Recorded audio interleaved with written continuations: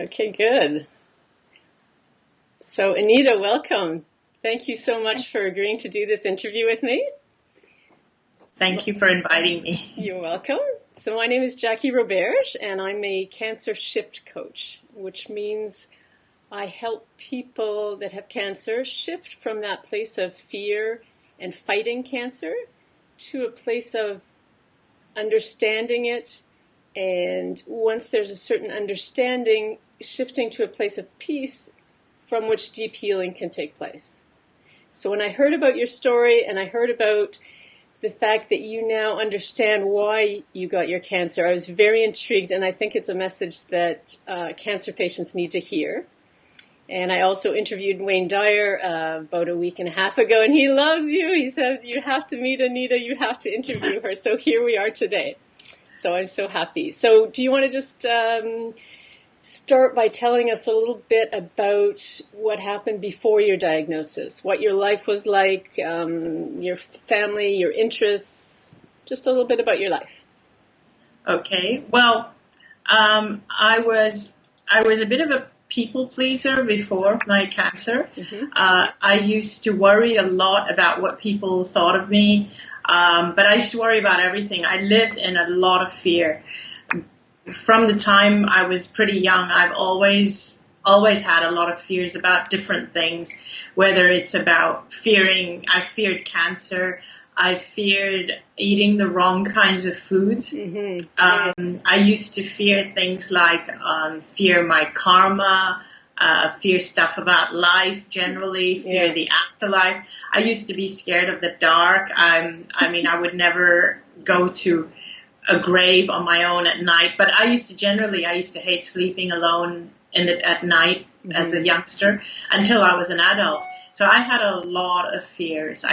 My life was basically lived in fear. And so everything I did, every decision I made came from a place of fear. Everything I ate was made out of fear. It was like I would choose foods based on not what I enjoyed eating or what I liked or what I thought was good for me, but what I thought would have the least harm. And did you realize that you were living from that place of fear, or is it in retrospect that you see it?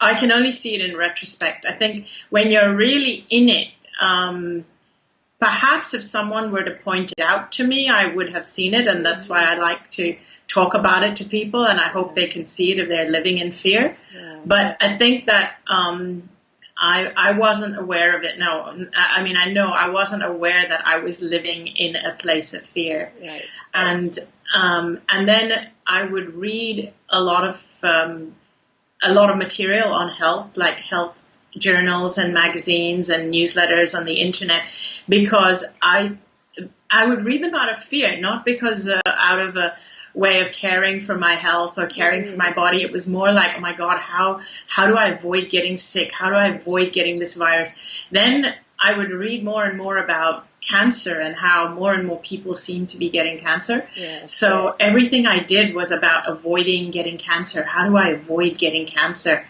So all my choices and decisions became about what is the best choice to make that is least likely to cause cancer. Right.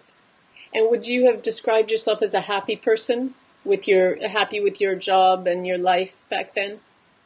On the surface, I looked happy. Everybody used to remark at how positive I always was and how happy I always was. Yeah. And this is something very subtle that I talk to people about now. There's a difference between being there's a difference between being positive and being yourself. Yes. And it's always more important to be yourself. And what I was doing was I was suppressing who I really was for being positive, because I knew that being positive pleased other people more. Right. Interesting. So how did the cancer come about? How did you get your diagnosis? Did you feel sick before? What happened? I didn't feel sick at all, but one day I discovered a lump that was actually right here. It was like in the base of my neck, and it was it was just a lump, and I had no idea what it was, and I thought, let me give it a couple of days and see if it goes away, and it didn't go away. Mm-hmm. So I went to the doctor, and at first the doctor said, let's hope that it's just a swollen gland, and so she gave me some just some medication. I think they were just anti-inflammatory and some antibiotics. And she said, if your body's just trying to fight an infection or an inflammation, you take these and this should clear up. Right. And she said, if it doesn't clear up, to come back. And then it didn't go away. Okay. So I went back, and then she sent me to another doctor to do a biopsy. Okay. And in the biopsy, they discovered it was lymphoma. Okay. And so the initial biopsy showed lymphoma. Then they did a full body scan, which showed that it had spread a little bit. So it was what they called stage 2A lymphoma. Mm-hmm. So that was the first diagnosis I got. Okay. And how did you do treatments? How did that unfold? You had it for several years in terms of the evolution of your cancer. Yeah, well, I was really in fear when I got that diagnosis. Of course. I mean, I'm thinking back, and it was really a blow for me, because it was everything that I was dreading and didn't want. And I was married, and my husband and I, we'd both gone to the doctor together to get the results, and so I was really, really shocked. And then we told my family, and my doctor said that your only option is chemotherapy. Mm-hmm. Now, at this point, right at that moment, I knew two people who had cancer, who were both very close to me. One was my best friend, the other was my husband's brother-in-law. Both of them approximately the same age as me, both of them on chemotherapy, and neither of them was getting better. I was watching them both deteriorate. Right. So the first thing I said was, I don't want chemotherapy because it doesn't cure you. Right. So my first line of defense was to go to a naturopath. Okay. Yeah. So I started treating it naturally. And I want to say here that my fear really, really escalated after the diagnosis. Yes. And this is something I'm going to say, like, I cannot shout this loud enough, and I can say this in hindsight, but I honestly think that it was the fear that caused my cancer to get worse and to spread, not the treatment. It's not it's not that the naturopathic treatment didn't work. It's actually the fear. Yeah. Okay. So you did the naturopath treatments for how long, and how did it progress? When I was here, where I'm living here in Hong Kong, most people were quite skeptical, in a lot of the people that I would come across. Also my doctors who had diagnosed me, they were very, very skeptical at my choices. Yes. So even when I was following the naturopathic treatment, the fear didn't go away because my medical doctors were telling me I was making a mistake. Yes. And they all said that I needed to go the chemotherapy route and the radiation, so the fear didn't go away. In fact, it escalated. Yes. So even though I was following a naturopathic diet and everything, and I would go through days of feeling really good, I would feel much better.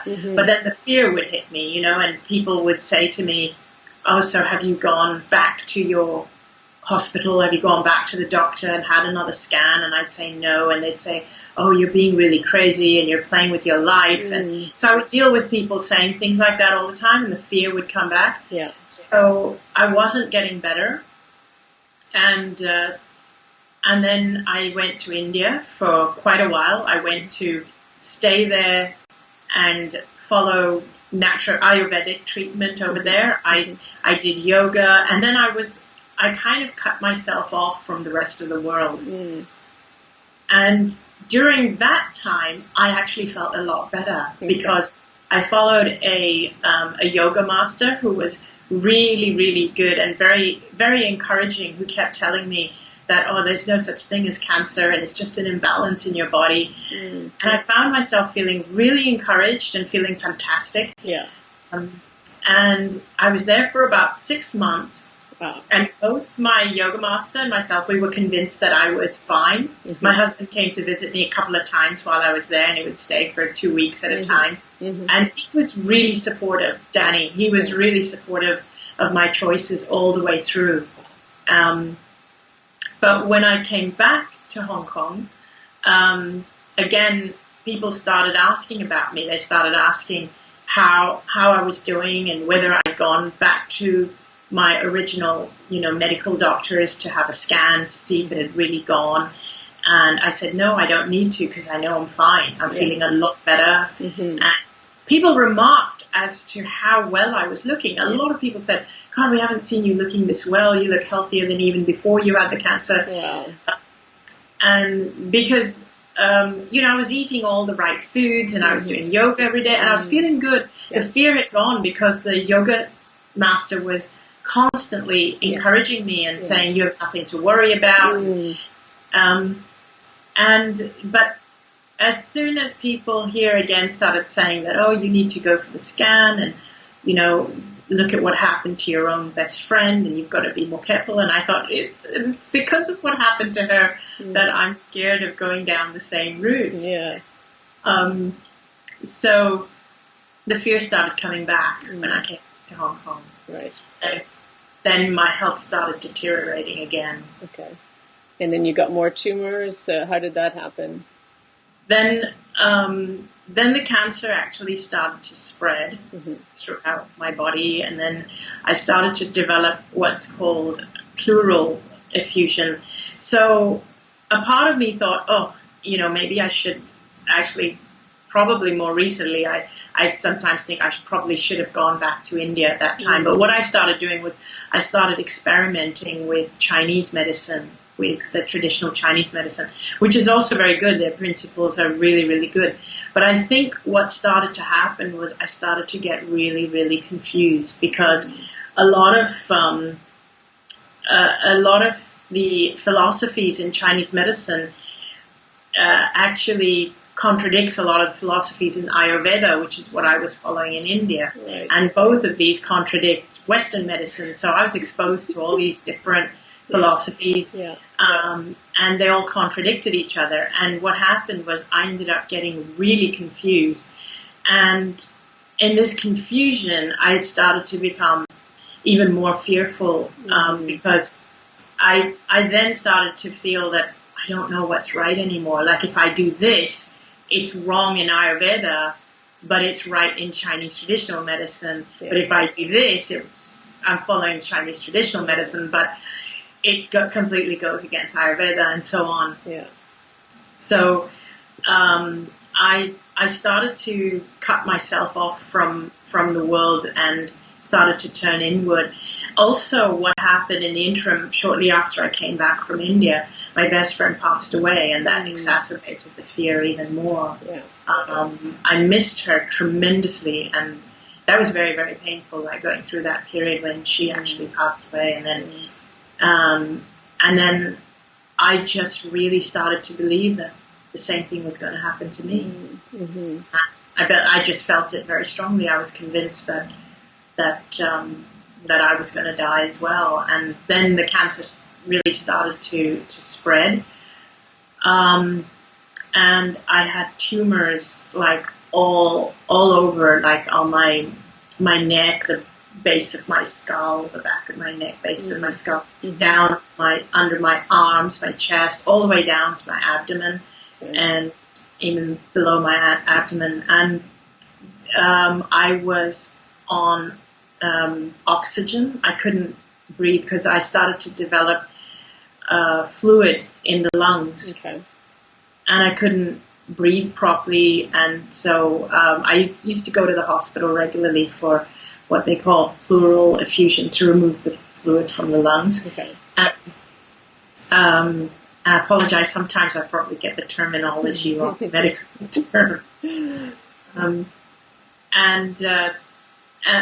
then about in December 1995. I had a scan. At that point, my husband said to me, like, just go for the chemotherapy. Like, what have you got to lose? Just go for it. And I surrendered. I just gave up. And I said, fine, do what we have to do. And when the doctor did a full body scan, though, he told my husband that I had tumors all through my body, that it had spread aggressively, all the way from the base of my skull all the way down to below my abdomen, and that even chemotherapy wouldn't help at this stage because I was so advanced. Yeah, so advanced, and I was emaciated. I'd lost a lot of weight. I couldn't walk. I was in a wheelchair for mobility, but otherwise I would be sleeping half the day. I had a low-grade fever all the time.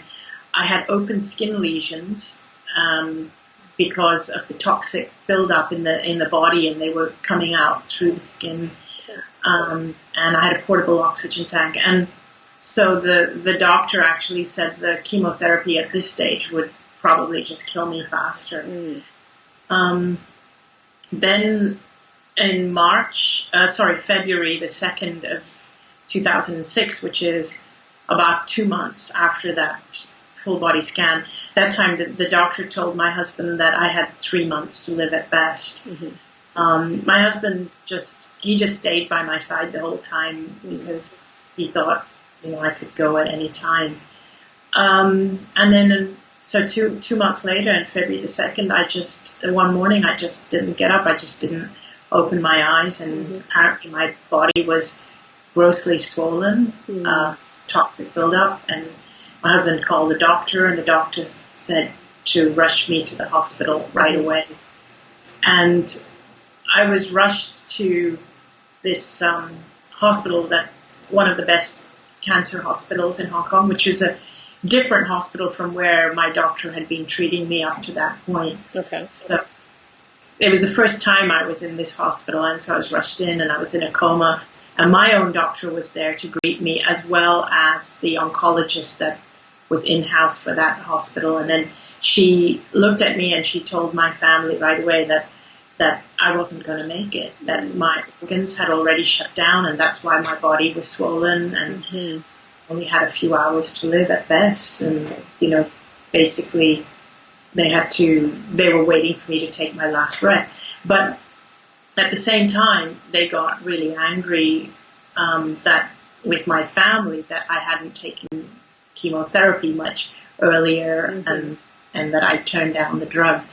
So anyway, they started to administer all their own forms of drugs, and they put food tube down me, and they put in all kinds of tubes and heart monitor and everything. And what nobody was aware of was that I was actually aware of everything that was going on around me. Even though my eyes were closed and I was in a coma. Okay. I was aware of everything the doctors were doing, everything they were saying. I was aware of my family were around me, and they were distraught.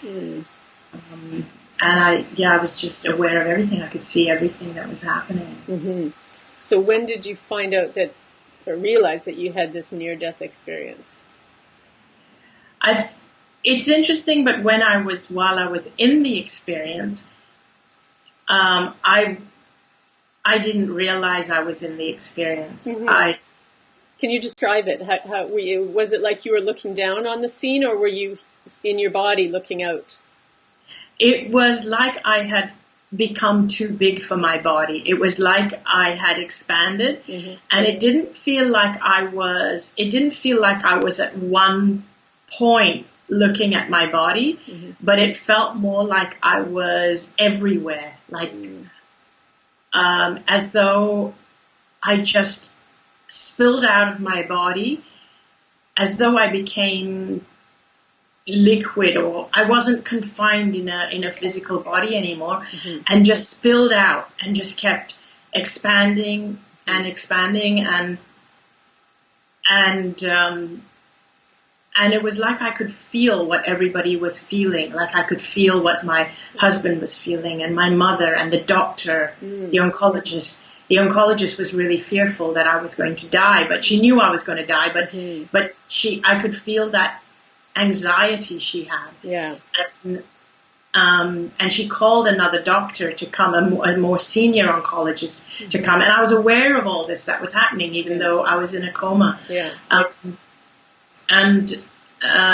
And later, you know, when I came out of the coma and I called them by their names, they were shocked. But I wasn't really expressing from any one point or one place. It was as though I was everywhere all at once. It's so hard to describe because it's like in that same instant, I'm aware of what's happening in the room by my bed. I'm aware of the nurses and the doctors putting all the tubes in me and everything. And at the same time, I was aware of the senior oncologist outside speaking to my husband and telling him how dire the circumstances are and that I'm probably not even going to make it through the night. So it's like you could be everywhere. Yeah. And that is so hard to describe. Yeah. And what happened in terms of coming back into your body, and was there a decision that you made in that state? Yeah, well, as I got sort of deeper into the experience, see, it's so hard to find the right words that express exactly. So I'm using words like deeper, and I'm thinking, do I use the word as I got further or deeper? But as it progressed, I then became aware of my father, who had passed away about 10 years before that, and my best friend. Okay. And it was really comforting to see her, and also my father. My father had spent my whole life planning my wedding and waiting for me to get married, but he passed away just before my wedding. And so it was really, really comforting to feel him, to experience his presence. Yes. And then I also felt that I was surrounded by other, I can only call them beings or entities, but they felt nothing but unconditional love for me. I didn't recognize them, but I didn't recognize them from this physical life, but I sensed that I had some kind of connection with them, like they must have known me or something, or I knew them from before. I was also completely encompassed in this what I can only call unconditional love. It's a feeling like coming home. It's like feeling that all those years of struggle and pain and everything, it's all over. I'm home now. And this feeling, it's like really, really, it's unconditional. It's not, you know, like I used to have fears about karma. I used to think the cancer was my bad karma, that I'd done something to deserve it, maybe from a previous life and all. But what I experienced on that side, there's no judgment. You're not, I mean, I didn't feel like I was going to get punished for anything. Yeah. I felt that whatever we do, all the bad stuff, we do it to ourselves. There's no punishment, there's no judgment. It was like really, really unconditional love. And I just completely understood that if there was anything I had done wrong, I'd done it wrong because I'm a victim of my own circumstances as well. You know, we're all struggling, we're all in pain, and the only thing on that side is a feeling of complete bliss, complete unconditional welcome, like a welcome home. Yeah. So you wanted to stay there? Oh, God, yeah. I wanted to stay there. I absolutely wanted to stay there. I became aware that I had the choice to come back, but it was a no-brainer. I mean, who would want to come back to this sick body? And it was I didn't want to come back at all.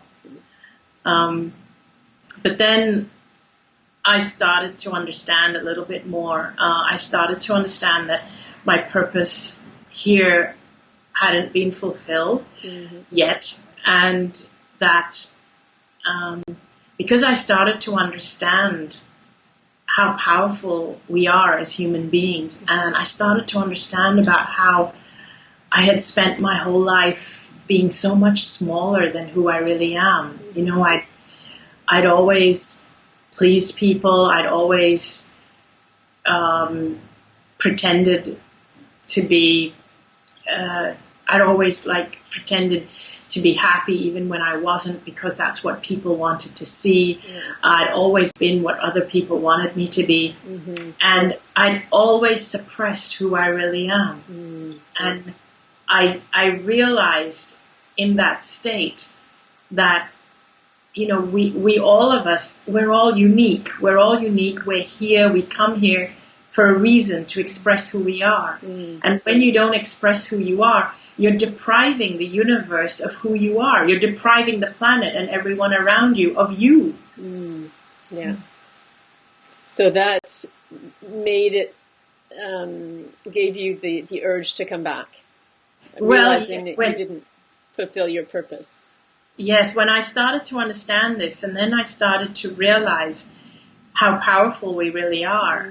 And then I also seemed to understand that if I chose to come back, that my body would be healed. That I knew that if I chose to come back, now that I knew who I truly am, and now that I knew the truth of who we're meant to be, I understood that my body would be healed. And I even understood that it wouldn't just heal in months or weeks, that I would notice a huge difference in just days.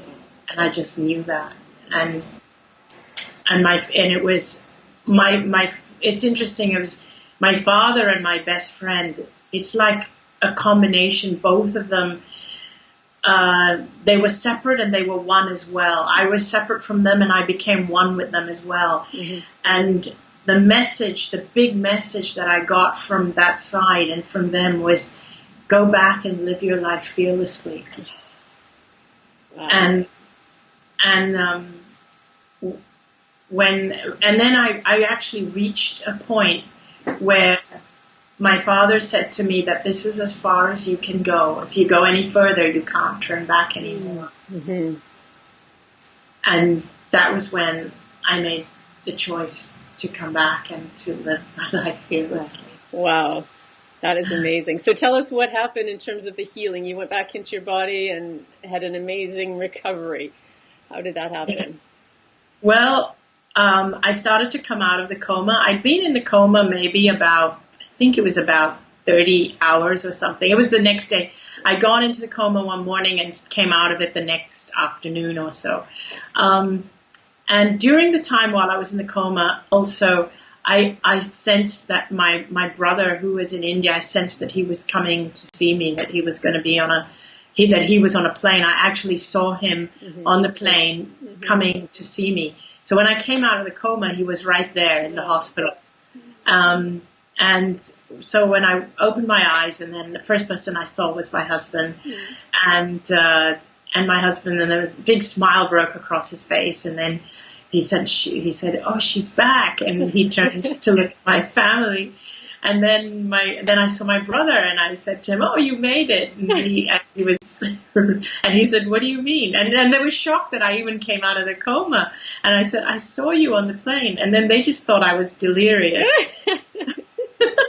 So my husband was really excited, and he called the doctor, and the doctor came in.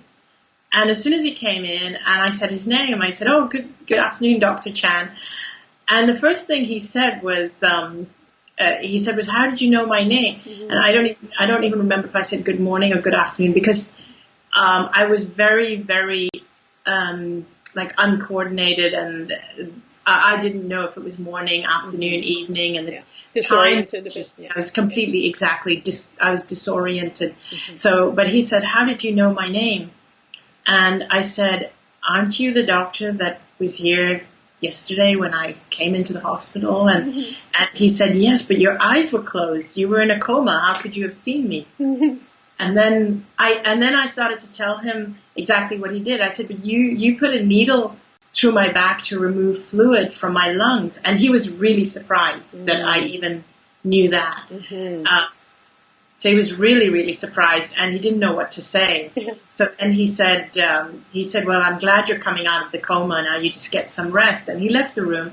And I said to my family, I said, why was he so surprised? Wasn't he the one that said to you, I said to my husband, wasn't he the one that said to you that I won't even make it through the night? And my husband said, how did you hear that? We didn't even say that in the room. He said that like down the hallway, 40 feet down the hallway. Yeah. I said, did? I saw him. So I was a little bit confused, and my family also, they thought I was a bit delirious, but they couldn't figure out what was going on. But over the next few hours or next day or two, it started to unravel. I just started to talk about things, and I just started to say, when the doctors would come in, I would say, I know I'm going to be fine. You can start removing the tubes. You can take out the oxygen tube. And they said, no, you've got to keep it in. And, the state you were in when you came in, and we can't take any chances. And really, I'm going to be fine. And I kept telling everybody that I was going to be fine. Yeah. Within 2 days, they had taken out the oxygen tube reluctantly, but I was breathing fine. And they took out the food tube, which was really uncomfortable. I really wanted them to take that out. Yeah. I was still connected to all the heart monitor and all the drugs and everything. But in 2 days, I was euphoric. I was absolutely euphoric. And I was sitting up, and I started to, I wanted to talk about what had happened. And we were in the intensive care unit where I was just separated from the other patients just with a curtain. So all the other patients started to complain because of all the noise that was coming out of my side of the curtain. You were too active. I was too active and too noisy, and because my family were visiting me all the time. And so they complained, and so the doctors had to move me. So within the 4th day, they moved me to a regular room, so I was no longer in intensive care. And my tumors, which you could actually see, they were all protruding before that. They had shrunk by 60 to 70% just in those 4 days. And the doctors were really amazed, and the oncologist, the main one who was treating me, when he came to look at me, he just said, I have no idea what to make of you. I have no idea what to even put in your file, what to even write in your file. And he made the gesture of throwing my medical file into the dustbin, into the waste bin that was next to my bed. And then they said that they have to wait for me to get a little bit stronger, and they were going to run some more tests because I was really weak. I was emaciated. My stomach, my muscles had completely wasted. But the first test they took showed that my organs had started functioning again. Wow. So they were really surprised by that. They didn't expect that. So then they said, you've got to eat, build up some strength, and we're going to run some tests, and we're going to adjust your drugs and your chemo drugs and everything according to where the cancer has spread in your body. So then they also said that the skin lesions, because they were so huge and because my body was emaciated, they said the skin lesions are not going to heal on their own. We're going to have to get a reconstructive surgeon to come and to come and evaluate them, and you're going to have reconstructive surgery on them. And so the reconstructive surgeon, he even came and he made his notes, and he said, but you're too weak. We'll do this in 3 weeks' time. In those 3 weeks, the skin lesions had already started to heal quite dramatically, and they didn't need surgery at all. Wow. And within 3 weeks, they said I was strong enough to have a biopsy, a bone marrow biopsy.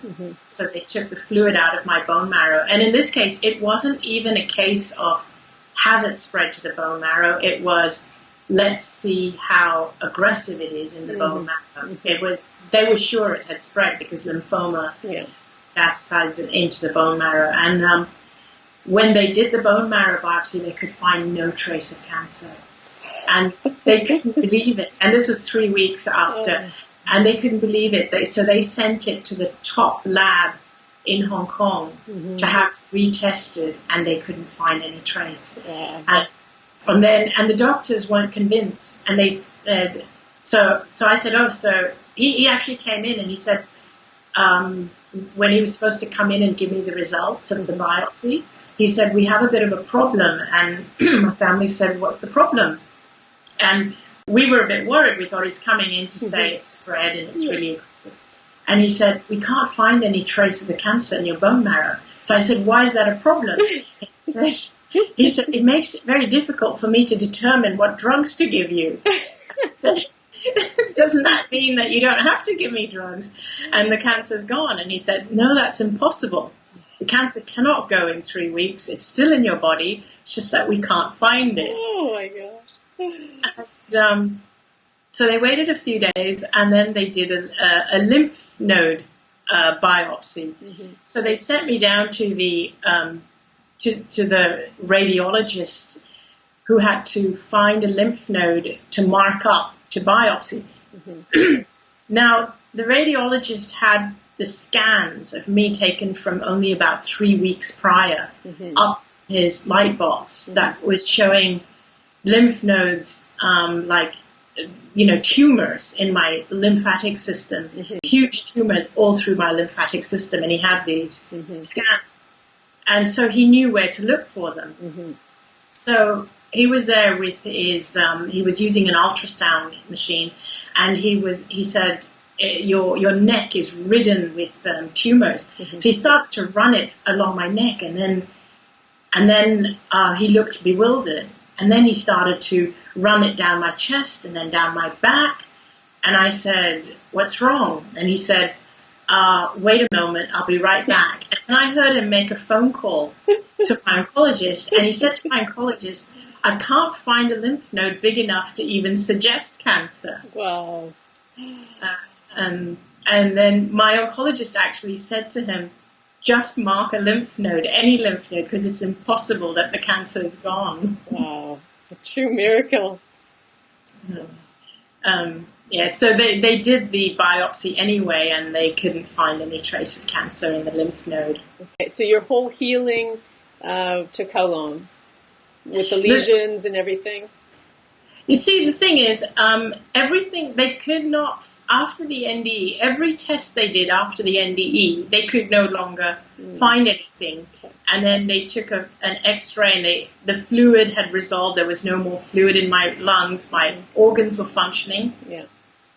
But they were insisting they still wanted to give me chemotherapy. So they kept me in hospital for 5 weeks, although in 3 weeks, they already couldn't find anything. Okay. And I was bargaining with them to cut down on the treatment. I said that I don't need any more treatment, but they wouldn't believe me. It was like I was arguing with them, and they said, "But it's impossible because of when you came in, because of the state you were in when you came in. Yeah. It's impossible that it can have gone so far." So I probably could have come out of hospital earlier, but they wouldn't let me. Okay, so 5 weeks was your stay. 5 weeks was my stay, and then I went home. And I went home on March the 9th. That was 5 weeks.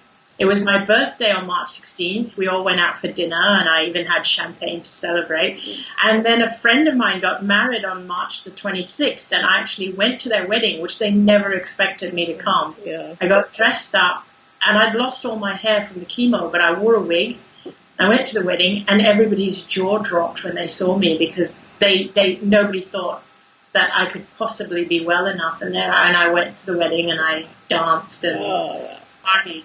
So tell me how your life has changed since. I know you're writing a book. Are you consulting with cancer patients? How are you sharing this message? Well, the first thing I did was I wanted to share it because I felt I'd come back with a message, and I felt people needed to know, especially people who have cancer. And I also felt that people need to know that there are reasons for cancer. There's different ways that we need to start looking at cancer. It's not something that's just cut and dry where you just treat it with chemo and radiation. There's a lot more to it.